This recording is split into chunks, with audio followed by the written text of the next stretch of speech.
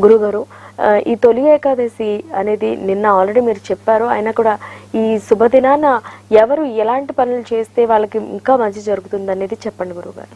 ఈ రోజు ఏంటంటే భగవంతుడికి ఇష్టమైన పనులు చేయడం, ఎక్కువ సాధ్యమైనంత వరకు భగవత్ సంబంధంగా మనం ఉండడం, అలాగే విష్ణువుకు సంబంధించిన దేవాలయాలు ఉంటే కనుక ప్రత్యేకంగా దర్శనం చేయించుకుని అర్చన చేయించుకోవడం, ఇవన్నీ కూడా మనకి చాలా మంచి చేస్తాయి అన్నమాట. అంటే సూర్యుడు ఈ యొక్క ఉత్తరాయణం నుంచి దక్షిణాయనంలోకి అంటే కర్కాటకంలోకి రావడాన్ని ఈ యొక్క తొలి ఏకాదశి అవుతుంది ఆ రోజే. అయితే పునర్వసు నక్షత్రం మీదకి వస్తారనమాట. ఆ పునర్వసు నక్షత్రం మీదకి వచ్చినప్పుడు ఈ యొక్క కర్కాటకంలో సంక్రమించినప్పుడు మాత్రం ఈ యొక్క తొలి ఏకాదశి పండుగ అనేది జరుగుతుంది. విష్ణుమూర్తి కూడా అటు నుంచి అంటే ఉత్తరం దిక్కు తిరిగి శయనిస్తారంటారు, ఇప్పుడేమో దక్షిణం దిక్కు తిరుగుతారు. అలాగే ఈ యొక్క సూర్యుడు కూడా ఉత్తరాయణం వైపు కొద్దిగా ఉత్తరం వైపు ఉదయించినట్టు కనబడతాడు.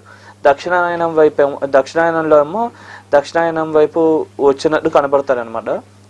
అటువైపు ఉంటారు ఎక్కువ.